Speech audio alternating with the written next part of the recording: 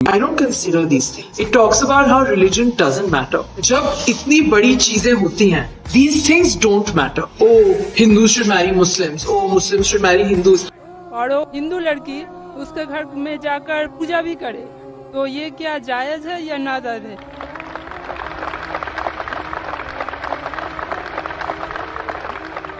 کا اچھا سوال ہے کہ اگر ایک مسلمان لڑکا ہندو لڑکی سے شادی کرتا ہے تو کیا وہ مسلمان لڑکا ہندو کے گھر میں جا کے نماز پڑھ سکتا ہے, اور کیا وہ لڑکی مسلمان کے گھر میں پوجا کر سکتی کہ نہیں؟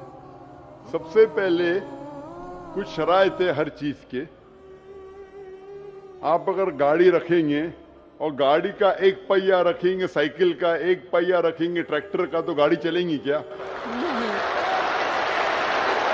نہیں چلے گی. یا چاروں سائیکل کر دو یا چاروں ٹریکٹر کر دو.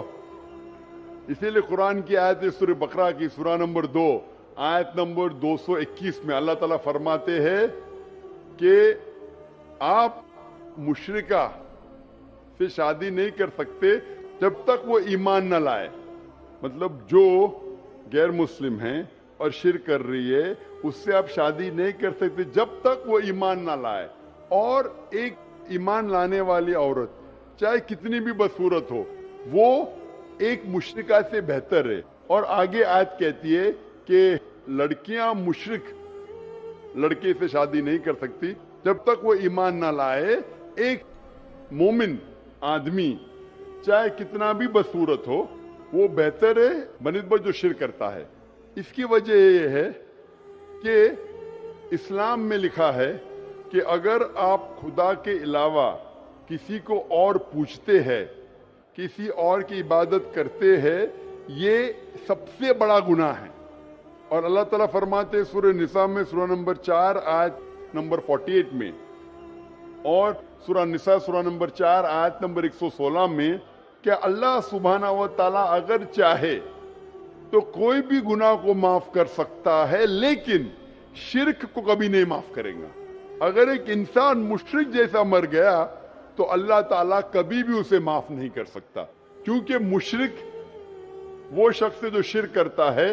اور یہ سب سے بڑا گناہ ہے کیونکہ ہمارا خالق, ہمارا مالک, ہمارا ایشور, ہمارا خدا, ہمارا بھگوان, اگر ہم اس کو گالی دیں گے, یہ سب سے بڑا گناہ ہے. جس نے ہمیں زندگی دی, جس نے یہ ساری چیزیں ہمیں دی دنیا میں, اگر ہم اس کو گالی دیں گے, اس کے علاوہ کسی اور کی عبادت کریں گے, یہ شرک ہوا.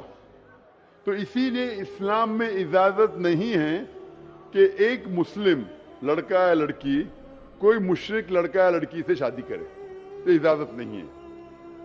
جہاں تک کہ سوال ہے کہ ایک عام مسلمان ہندو گھر میں نماز پڑھ سکتا ہے, اگر اس کے سامنے کوئی مورتی نہیں ہے تو وہ نماز کہاں بھی پڑھ سکتا ہے اگر جگہ صاف ہے.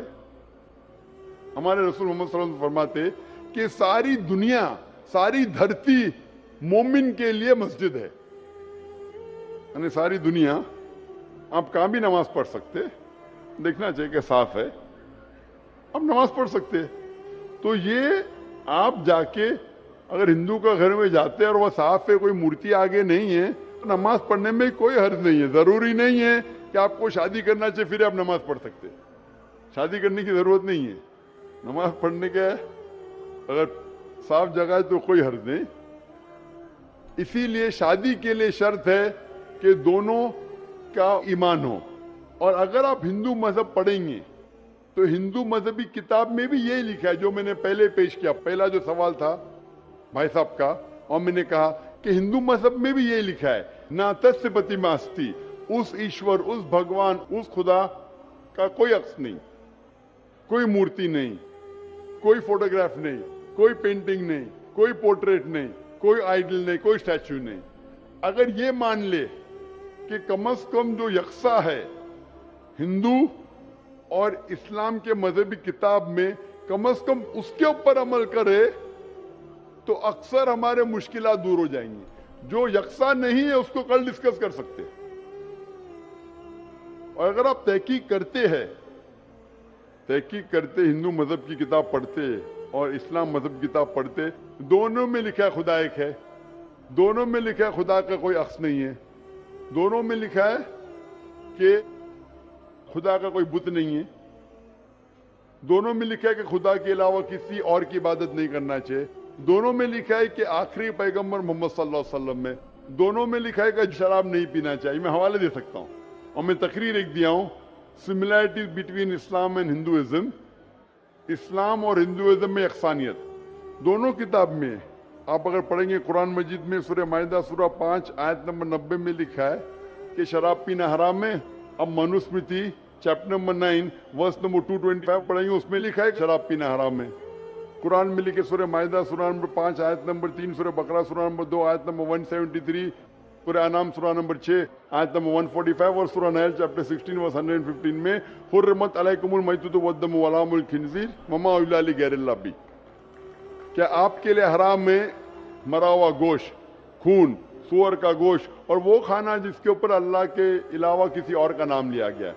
आप अगर हिंदू मजहबी किताब पढ़ेंगे उसमें भी लिखा है क्या सूअर का गोश्त खाना हराम है। अगर आप तहकीक करेंगे काफी यकसानियत है।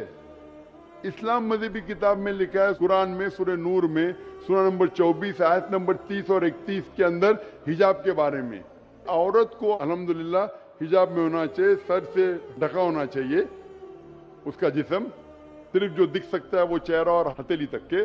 आप अगर हिंदू मजहब किताब पढ़ेंगे ऋग्वेद बुक नंबर 8 में लिखा है और ऋग्वेद बुक नंबर 10 में भी लिखा हुआ है कि औरत को अपने सिर के पल्लों को डालना चाहिए चेहरे पे। ऋग्वेद में भी लिखा है कि जब मर्द को देखे तो नजर नीचे करना चाहिए। ये कुरान मजीद में लिखा है सूरह नूर सूरह नंबर 24 आयत नंबर 30 और 31 कि जब भी कोई खातून मर्द को दिखती है जो उसका शौहर या करीब रिश्तेदार नहीं है, और जब भी कोई मर्द कोई औरत को दिखता है और करीब रिश्तेदार नहीं है तो उसे नजर नीचे करना चाहिए। तो इस तरीके से आप तहकीक करेंगे, जो यकसानियत है उसके ऊपर तो अमल करो। तो यकसानियत हिंदू और इस्लाम मजहब में जो मजहबी किताब में लिखा है, लेकिन अफसोस की बात है कि मजहब के ठेकेदार ये चीज का जिक्र ही नहीं करते। क्यों? इसीलिए मैं हवाले देता हूं। मैं कोई आलिम नहीं हूं, मैं कोई पंडित नहीं हूं, मैं अपने आप को तालिब इल्म कहता हूं, लेकिन मैं हमेशा हवाला देता हूं। तो किसी को भी शक है, किसी को भी शुबा है तो घर पे जाके चेक कर सकता है, या इंटरनेट पे जाइए, आप टाइप करो, वेद भी इंटरनेट के ऊपर है, कुरान भी इंटरनेट के ऊपर है, टाइप करो, रेफरेंस टाइप करो, आपको हवाला मिल जाएगा। तो इसीलिए गाड़ी चलने के लिए दोनों का जो रूल्स एंड रेगुलेशन है वही होना चाहिए। इसीलिए दोनों लोग मोमिन होना जरूरी है। Hope that answers the question.